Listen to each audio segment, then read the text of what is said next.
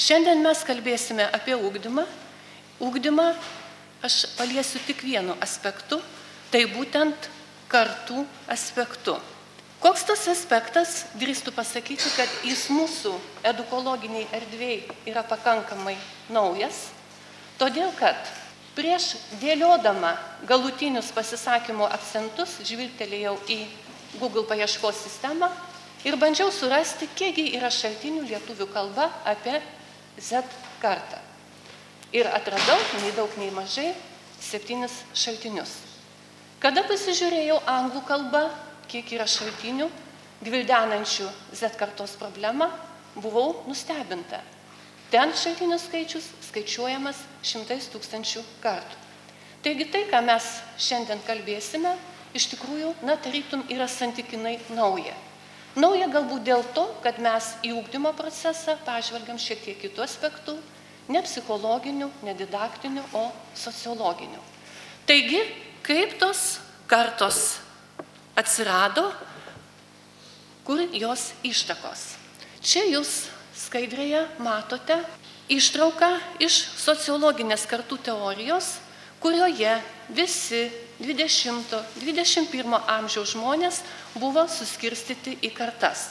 Pradžia tolima 1912 metai, pabaiga artima 2012 metai. Ir 100 metų laikotarpis ir kiek tų kartų, kokie jų pavadinimai.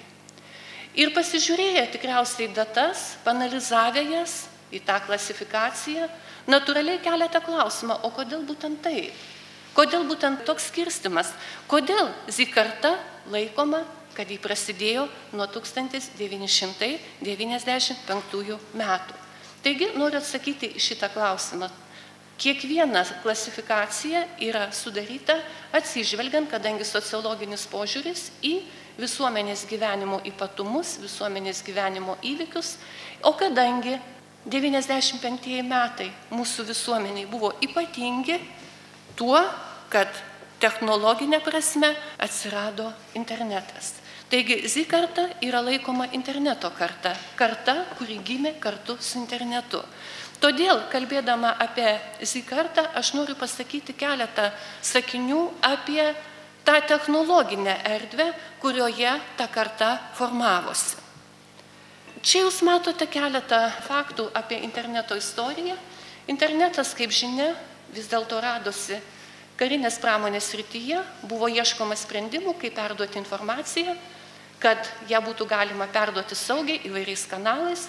Po to šitie sprendimai persikėlė į civilinio gyvenimo sritį ir tokiu būdu mes turime tą produktą, kuriuo įpratę naudotis.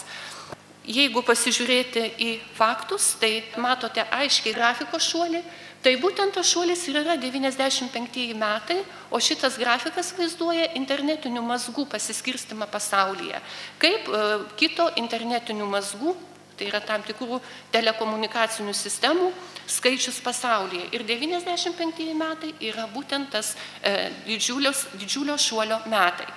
Taip pat jūs matote 97 metų pasaulio žemėlapį ir mėlyna spalva jūs matote tą visą mūsų pasaulio erdvę, kurią jau apėmė interneto tinklas. Ir tik tai keletas kitas spalva pažymėtų šalių, tai yra 97 metai, rodo, kad dar tuo metu ten interneto nebuvo.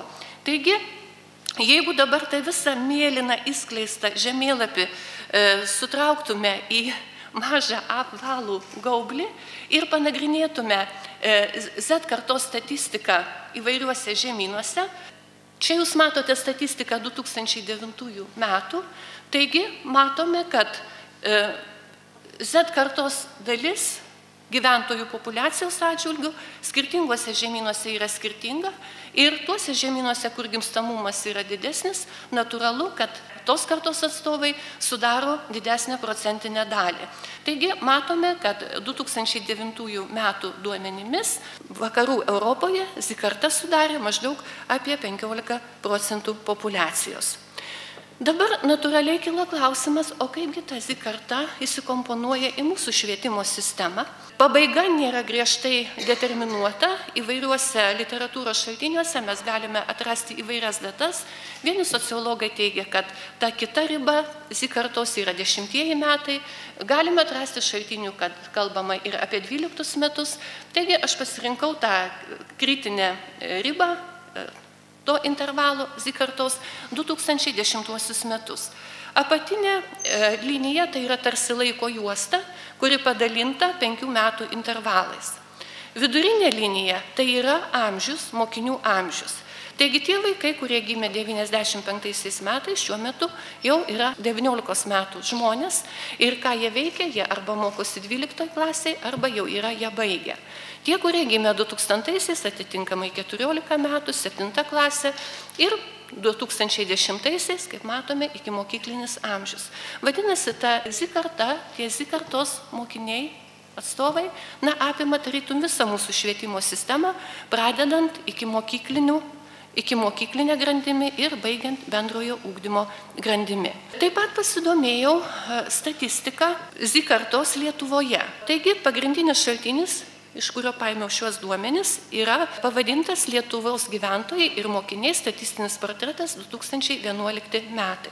Taigi, kokią dalį sudarė mokiniai iki 18 metų. Taigi, 2010 metai ir kokiagi dalis Z kartos nuo visos populiacijos yra Lietuvoje.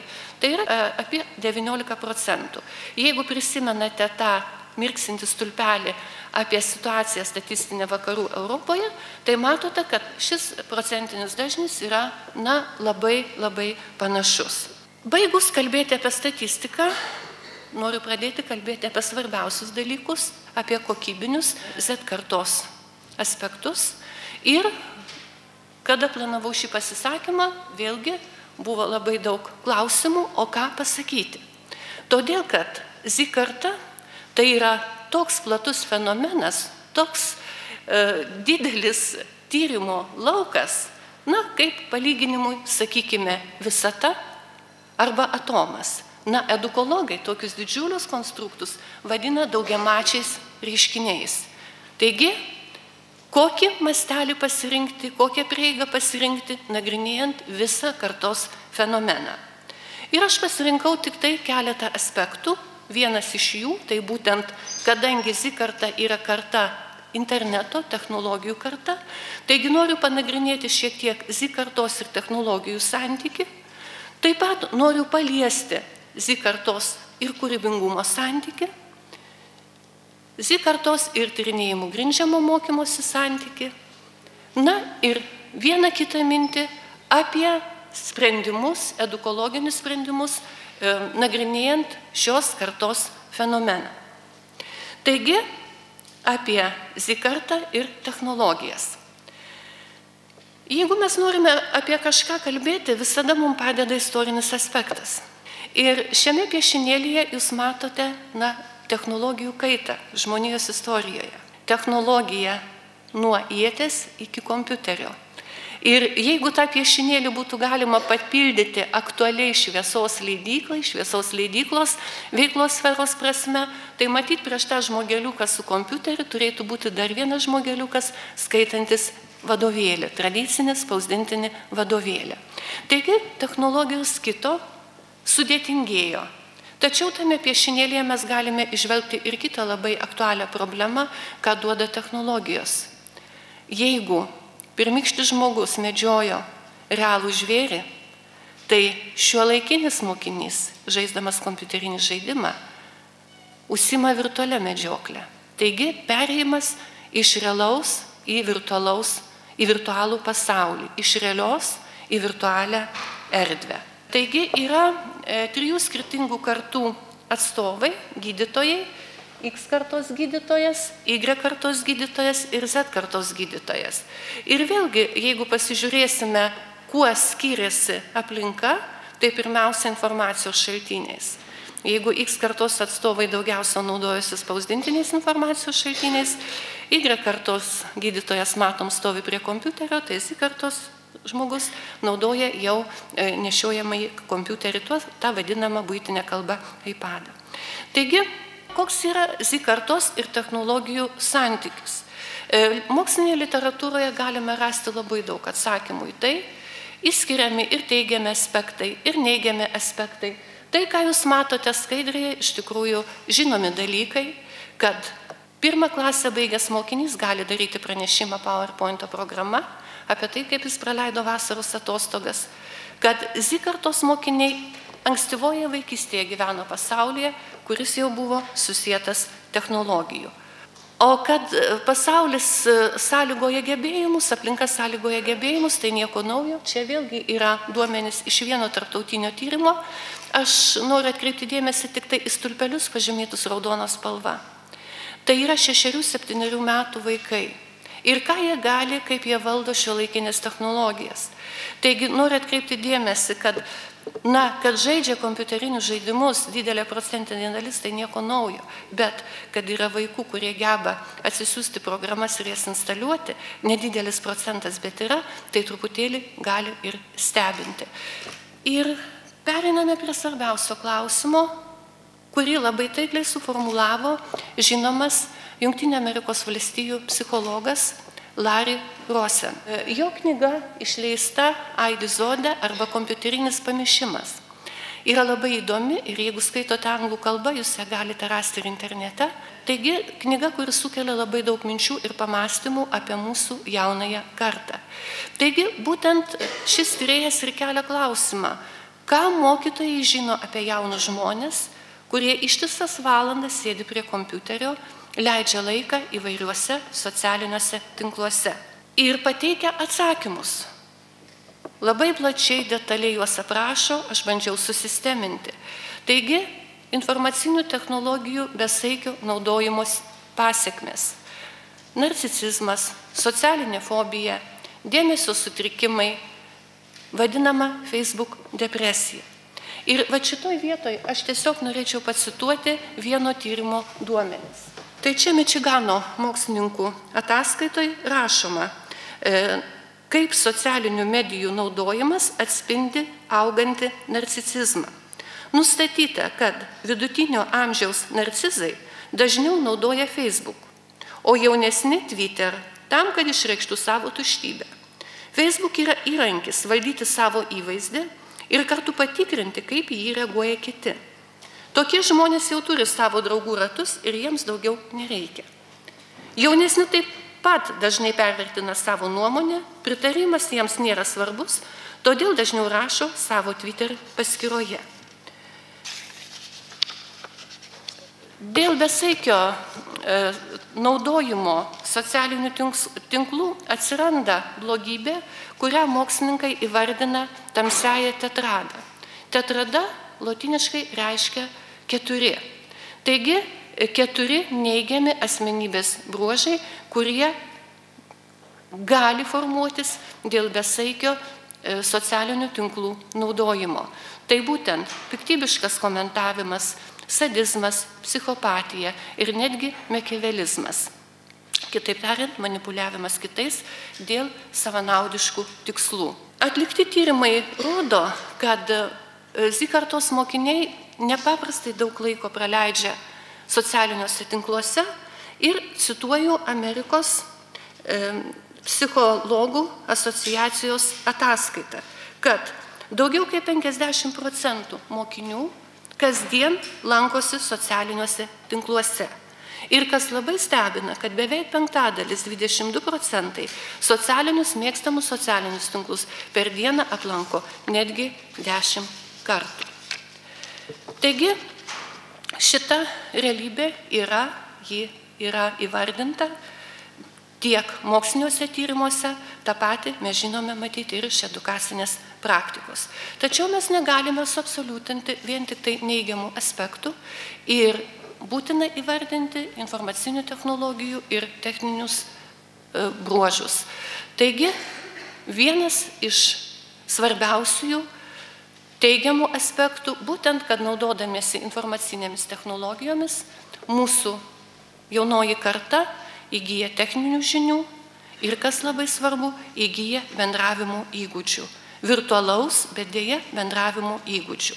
Na ir čia matote kitą stulpelį, kurioje paminėti neigiami aspektai. Kalbant apie Z-kartą ir mokymasi, mes jokių būdų negalime neigti informacinių technologijų vaidmens edukacinėje praktikoje. Kadangi vaikai užaugę su informaciniam technologijom, į jas žiūri kaip į įrankį, kaip į normalų įrankį, kurį galime naudoti. Ir jiem tai nekelia jokių, sakykime, techninių valdymo problemų. Ir tai yra natūralu. Tačiau, naudojant informacinės technologijas, vėlgi edukacinėje praktikoje turime atkreipti dėmesį į tai, ką rašo užsienio šalių edukologai, ką jie pastebi, į ką jie nori atkreipti mūsų edukatorių dėmesį.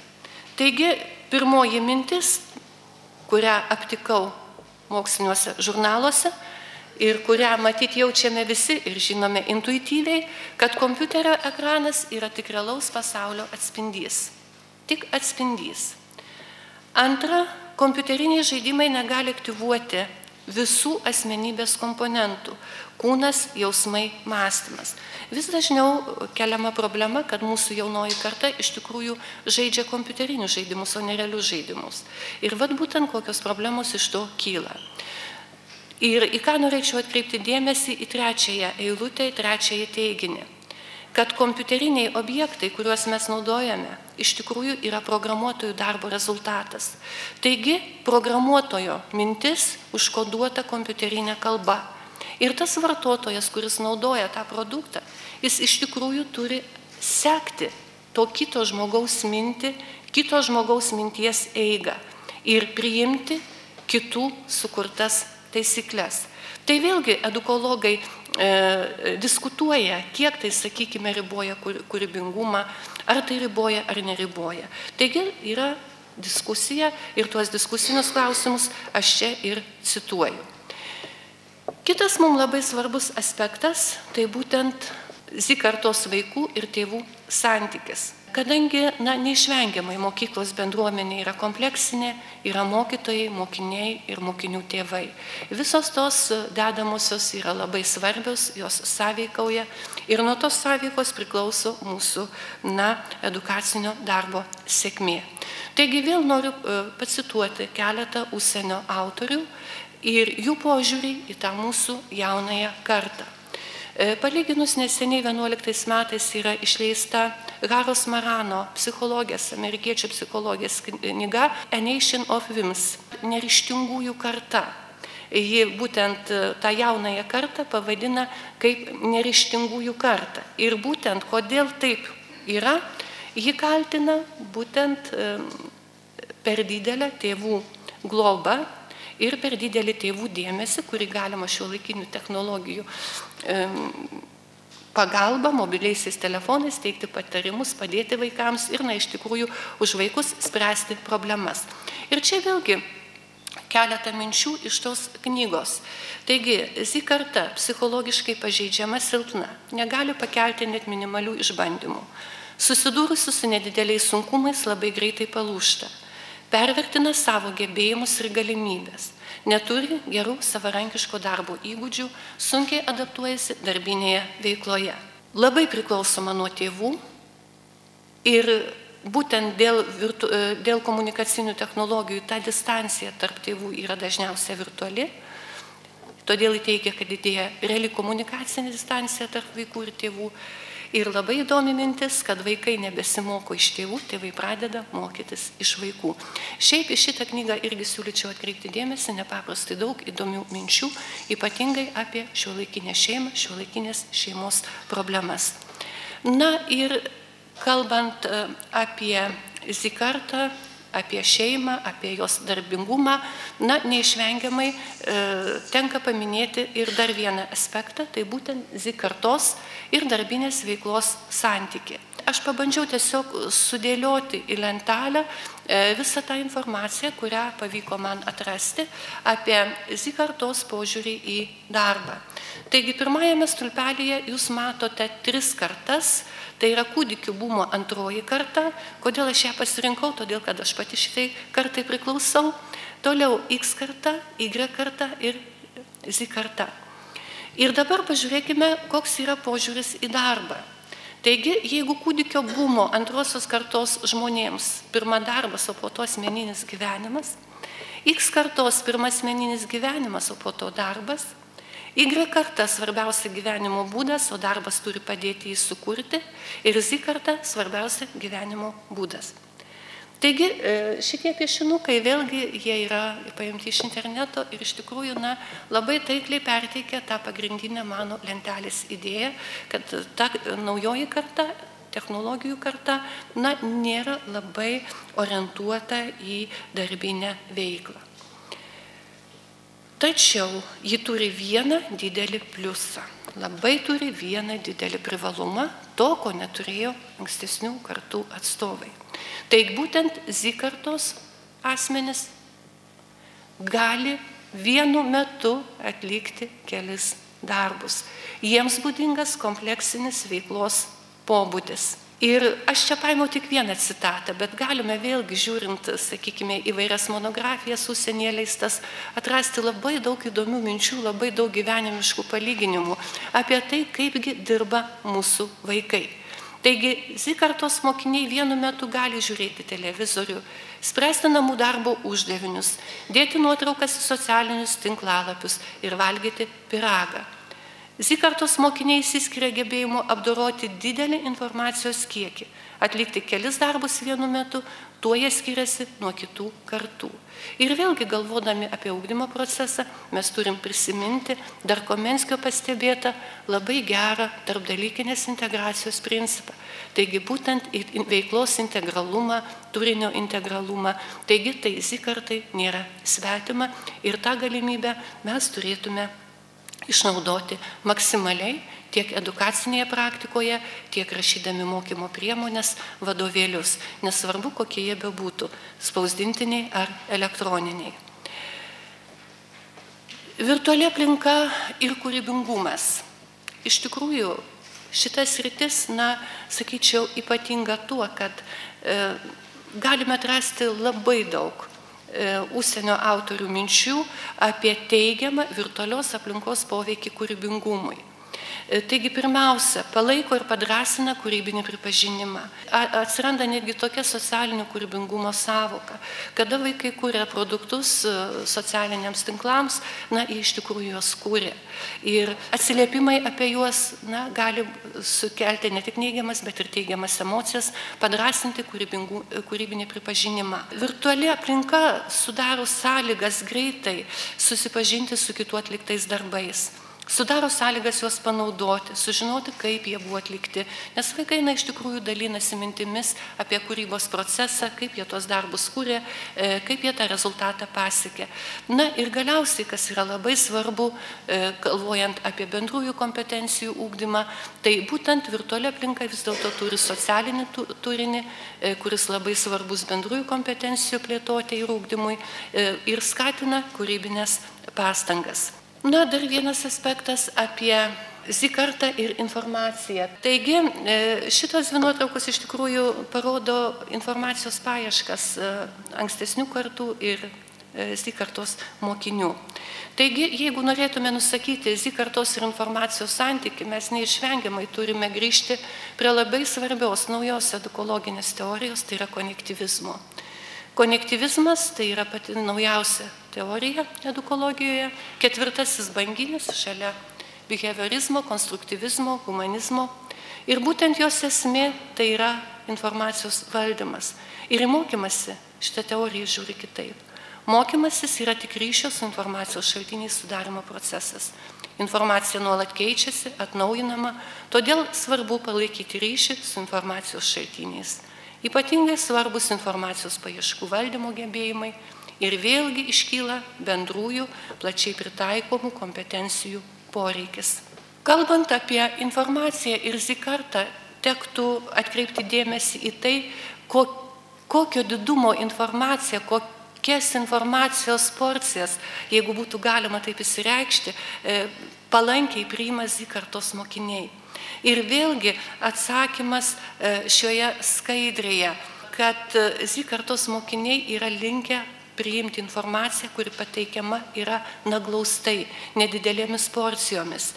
Ir čia ne mano teiginys, aš šį tokį radau, kad Z kartos mokiniai perkeltinė prasme neskaito karo ir taikos. Skaito komiksus ir trumpus tekstukus internete, tekstukus, kurie neviršyje ekrano apimties.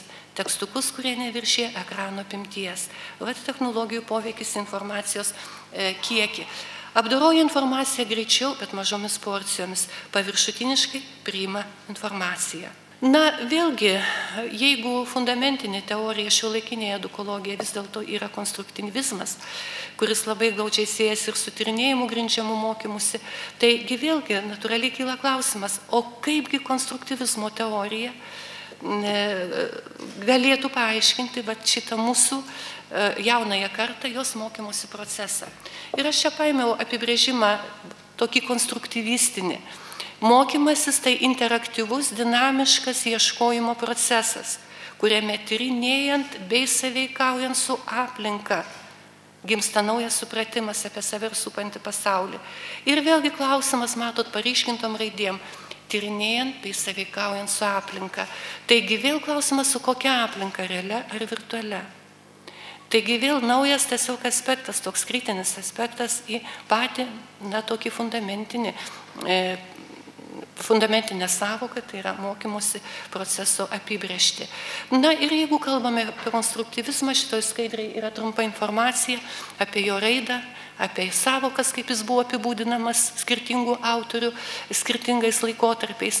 Na ir ypatingai, žinau, kad ir šiandien apie tai kalbėsite, ir dabar labai daug apie tai kalbam, tai yra tyrinėjimų grindžiamas mokymasis, tai yra tas pats konstruktyvizmas, kur šią sąvoką panaudojo, jums gerai žinomi autoriai. Ir jeigu kalbame apie tyrinėjimų grindžiamą mokymąsi, aš kaip gamtos mokslų atstovė negaliu nepaminėti Z kartos ir gamtamokslinio ugdymo santykio. Koks jis yra, tas Z kartos ir gamtamokslinio ugdymo santykis. Ir čia cituoju vieną dokumentą, europinį dokumentą. Dabar tik nedaugelis jaunų žmonių domisi gamtos mokslais ir technologijomis. Ar ši problema atsiranda dėl susikultūrinių pokyčių? Dėl jaunų žmonių gyvenimo būdo, o gal ši nesėkmė užprogramuota pačių gamtamokslinių dalykų prigimtyje. Ir aš pasinaudojau mūsų ugdymo plėtotės centro nacionalinių tyrimų duomenų baze. Ir mane labai domino klausimas, o kaipgi mūsų Lietuvos vaikai iš tikrųjų domisi ar nesidomi tais gamtos mokslais. Labai gaila, kad atviri duomenys yra tik tai iki 2008 metų, bet ir ten to pakako. Todėl, kad yra klausimas toks labai konkretus, ar jums patinka fizika, ar jums patinka biologija, ar jums patinka chemija. Ir nesunkiai paskaičiavus su SPS programa procentinius dažnius, gavau tokį rezultatą, kad aš kalbėsiu tik apie fiziką, tai iš tikrųjų, kad 58% mokinių nurodė, kad jiem patinka fizika. Tai yra statistiškai viskas normalu, pusė žmonių, socialiniai, humanitariniai, pusė tiksliukai. Tačiau mes žinome, kad ta situacija, sakykime, aukštojo mokslo erdvėje ir tie pasiskirstimai yra visai kitokie. Ir kada diskutuojant su mokslininkais iš Norvegijos pasakiau šitos skaičius, jie buvo nustebinti, sako, pas mus tikrai taip nėra, pas mus procentas žymiai mažesnis ir jie sako, galbūt tai priklauso nuo šalies ekonominio išsivystimo lygio, bet čia jau diskusiniai dalykai.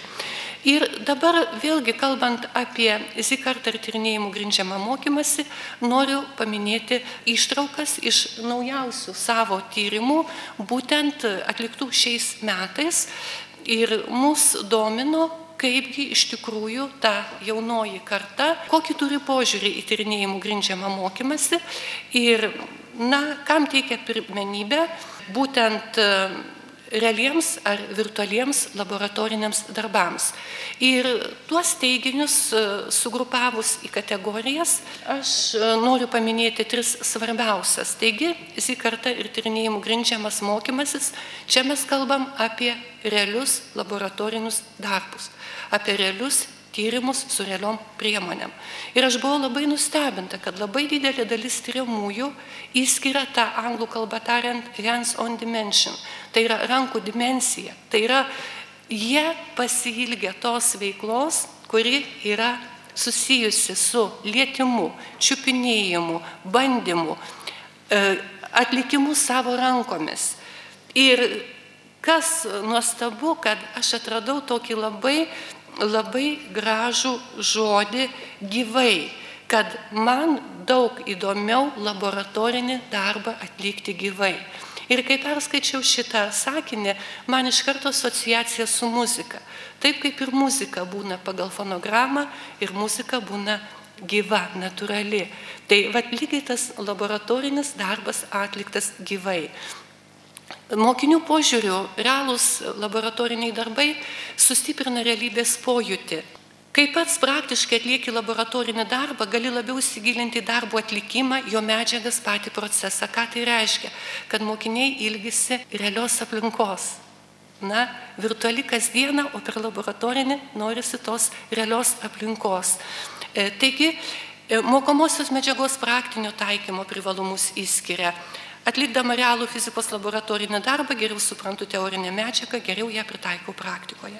Tačiau yra ir kita grupė mokinių, kurie mato ir privalumus virtualių laboratorinių darbų. Tuos visus privalumus taip pabandžiau vėlgi suskirstyti į 3 kategorijas. Taigi, pirmiausia, paprasta ir aiški atlikimo technika. Kompiuterių darbą atlikti paprasčiau, nereikia rūpintis priemonėmis.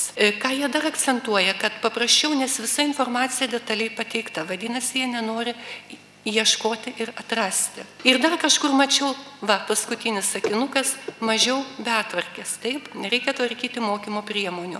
Taip pat jie mato privalumą greitą darbo atlikimą ir, kas labai svarbu, individualus darbo atlikimo tempas. Tai būtent, atlikdami virtualiai laboratorinį darbą, jie atlieka jį pagal savo darbo tempą. Ir dabar apibendrinant visą tą mano šnekėjimą, noriu pasakyti keletą tokių minčių.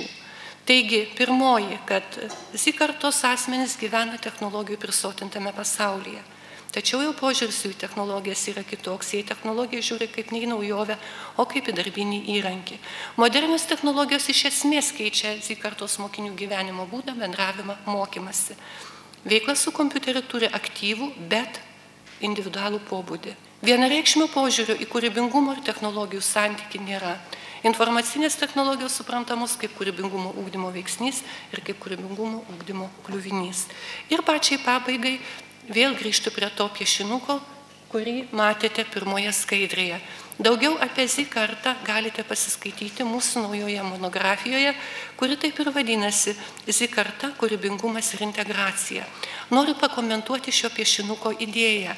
Jeigu atidžiai įsižiūrėtumėte, matote kompiuterį, kompiuterio monitoriuje matote trakų pilį ir šalia tautinė juosta. Praktiškai tas piešinys atspindi tos monografijos turinį.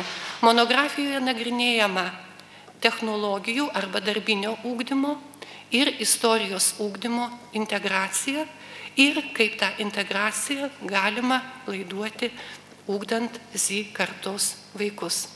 Taigi toks buvo mano pasisakymas ir norėčiau palinkėti sėkmės ugdant jaunąją Z kartą.